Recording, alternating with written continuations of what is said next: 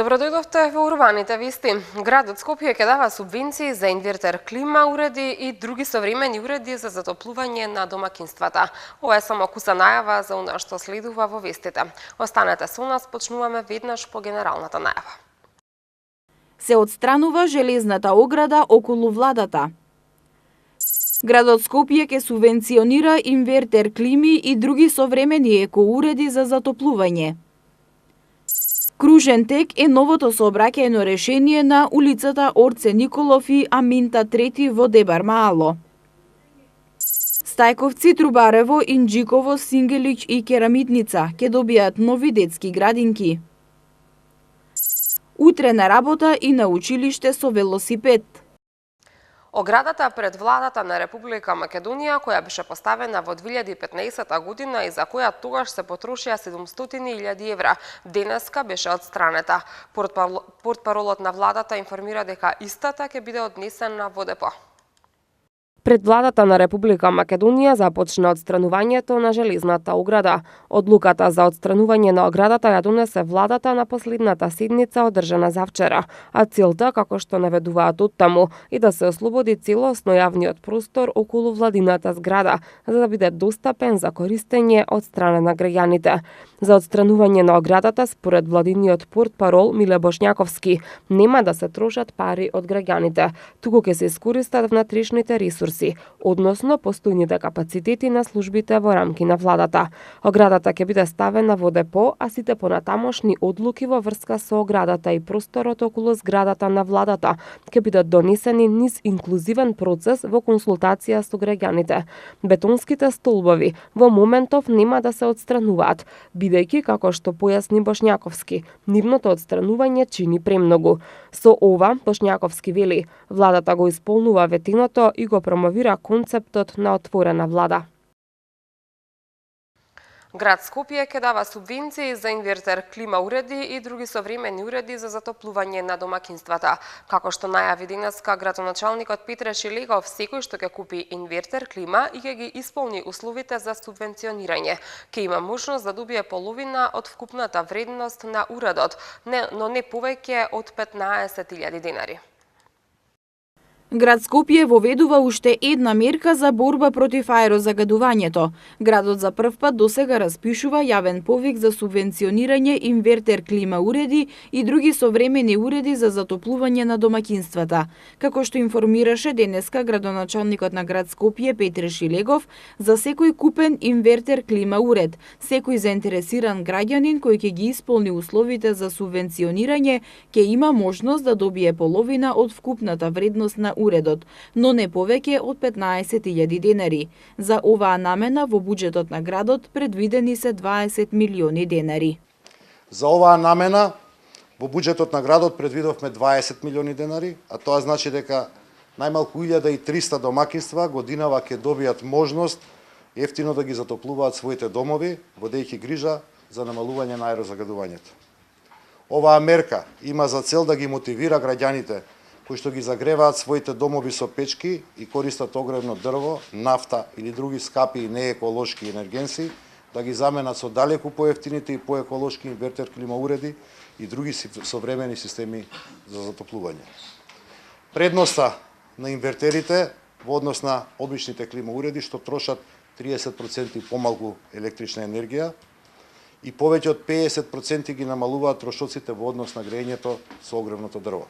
Градоначалникот Шилегов додаде дека анализите на град Скопје покажале дека интересот кај граѓаните за набавка на посовремени уреди за затоплување е голем и заради тоа е донесена одлука со субвенционирање на овие уреди да се намалат трошоците на оние што ќе одлучат да го одберат овој начин на затоплување.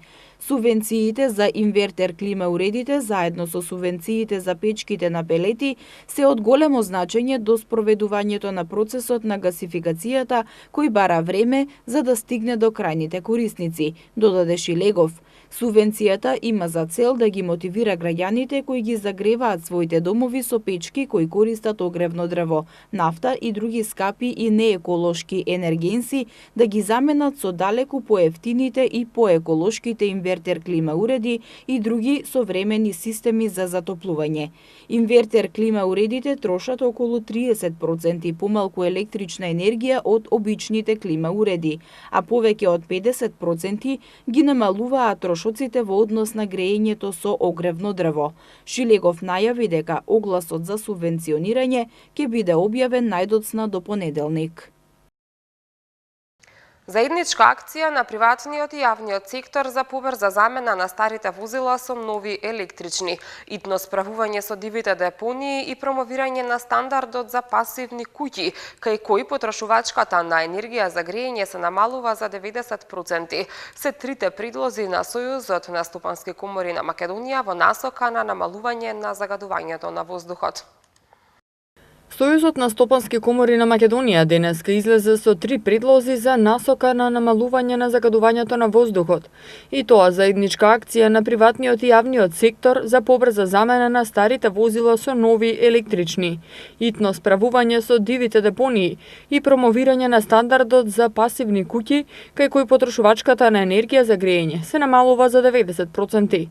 За разлика од европските држави, каде се бележи порас на продажбата на електрични возила, во Македонија од почетокот на 2018 година до октомври се купени само 48 електрични возила, што е многу мала бројка. Причините за малата продажба и употреба на овој тип автомобили, според Сојузот на стопански комори, се цените на овие автомобили, но и недоволно развиената инфраструктура и инсталирани полначи. Покрај субвенционирањето, што владата го најави за купување на вакви автомобили, од Сојузот на стопански комори предлагаат да се субвенционира и купувањето на батерии и делови за овие возила, како и да се разгледа можноста за бесплатни патарини и паркинзи и ослободување од царинските давачки при увоз на вакви автомобили. Во однос на дивите депонии, Сојузот на стопански комори предлага да се користат новите технологии од типот дронови и да се снима теренот за полесно откривање и справување со овој проблем. Со реконструкција на улицата Орце Николов во Дебармало ќе се решава сообраќајниот хаос во овој дел на општина Центар. Во проектот предвидена е целосна реконструкција на улицата со монтажен кружен тек, како и изградба на велосипедски и пешачки патеки. Градот Скопје и општина Центар со ново сообраќајно решение ќе го решаваат сообраќајниот хаос во Дебармало.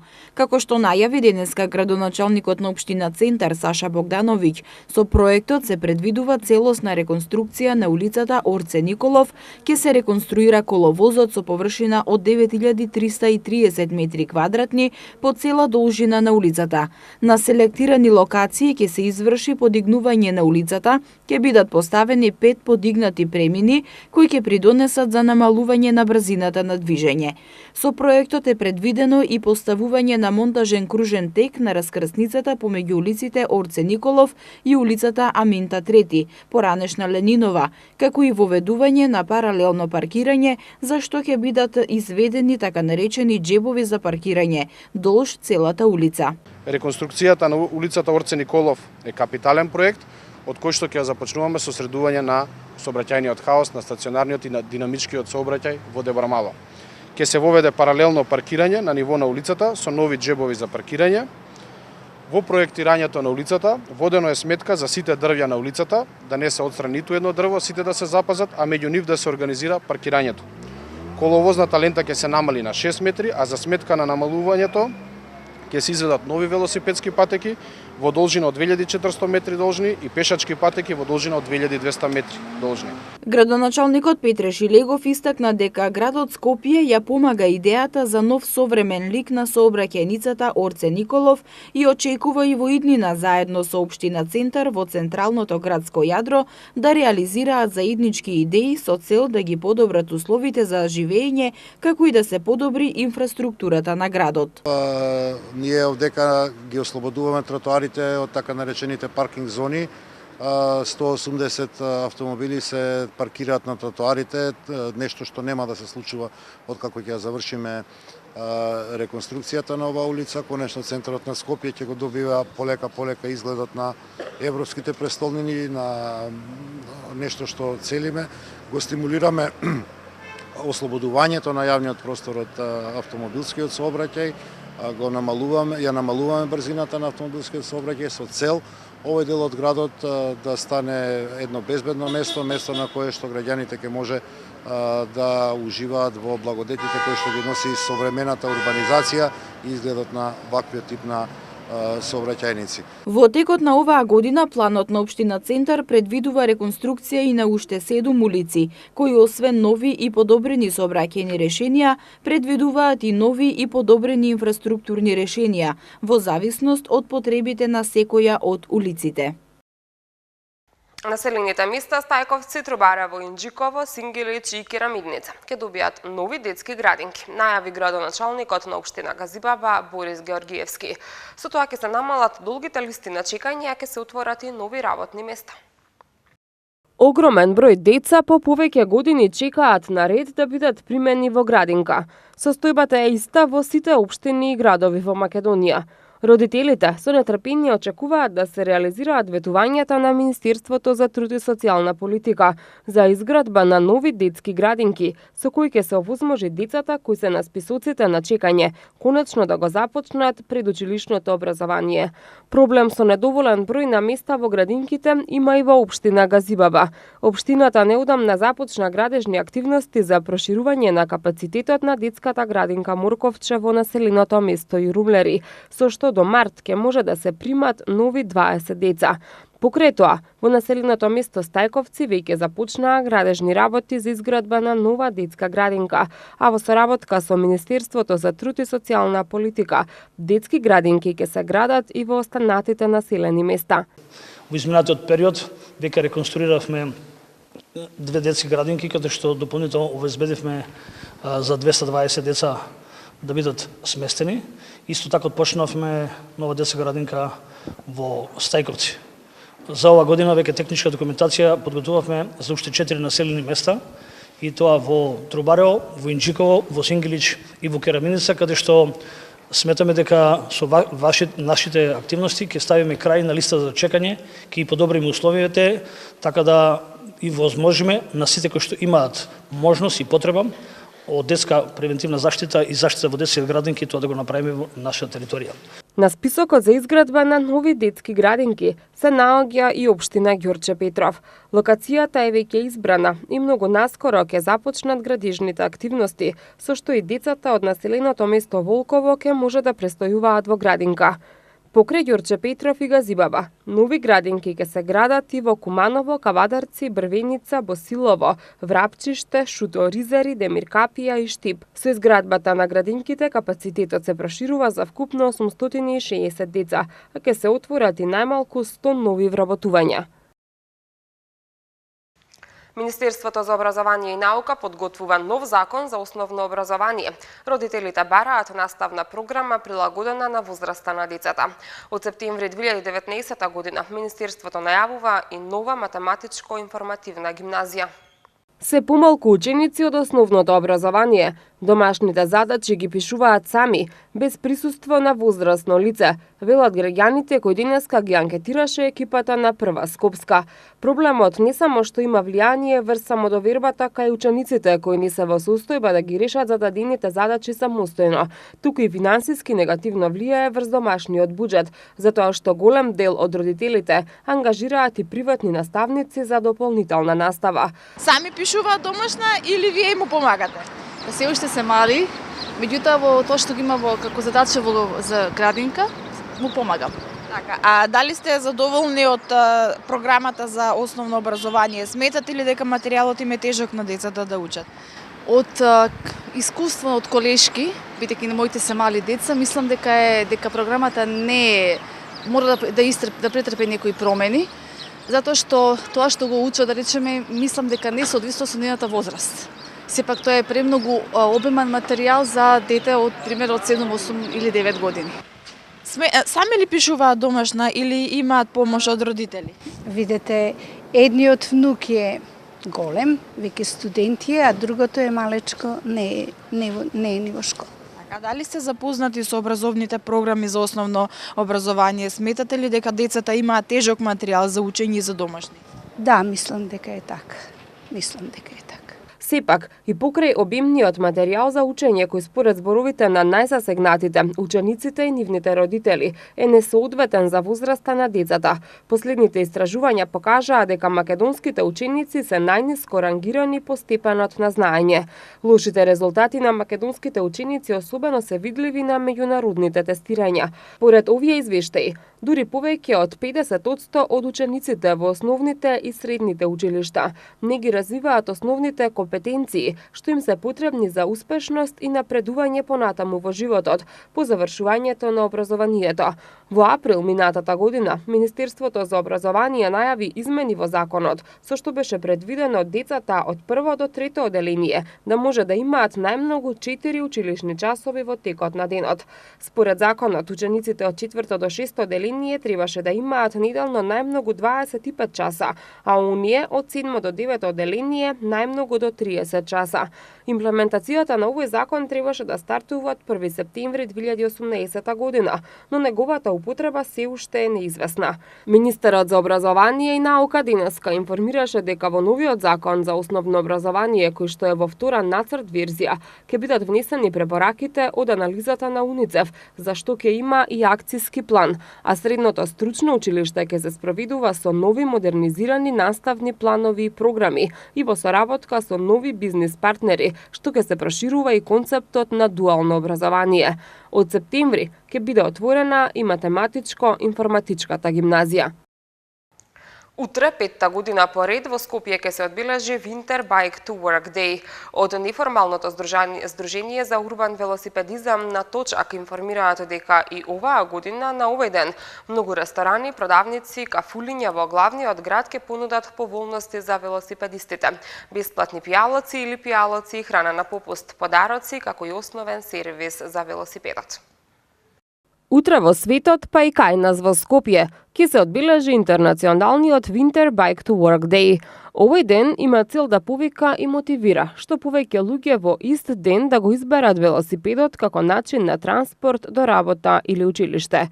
Оваа иницијатива треба да важи за поттик што повеќе луѓе да создадат навика да го користат велосипедот како превозно средство, не само на овој ден, туку секојдневно, до работното место или училиштето. Иницијативата, која се организира секоја година на почетокот на февруари, годинава се случува по 7 пат, а Скопје како град се придружува на истата по 5 пат.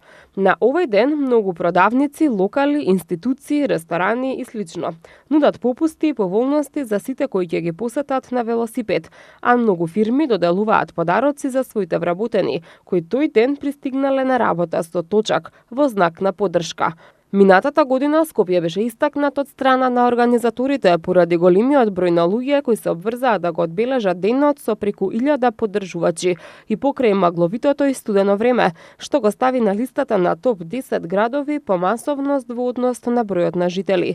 Регистрацијата на учесници се одвива преку интернационалниот вебсајт, преку кој поддржувачите ветуваат дека навистина ќе возат на овој ден, а на самиот ден на социјалните мрежи постираат фотографии и постови со Winter Bike to Work Day. Минатата година, зимскиот ден за одење на работа со Точак го искористија и дел од скопските градоначалници, кои до своите работни места пристигнаа со велосипеди. Меѓу нив беа градоначалниците на општините Бутал, Карпош, Аеродром и Ѓорче Петров, кои дадоа позитивен пример што треба да го следат и останатите административци.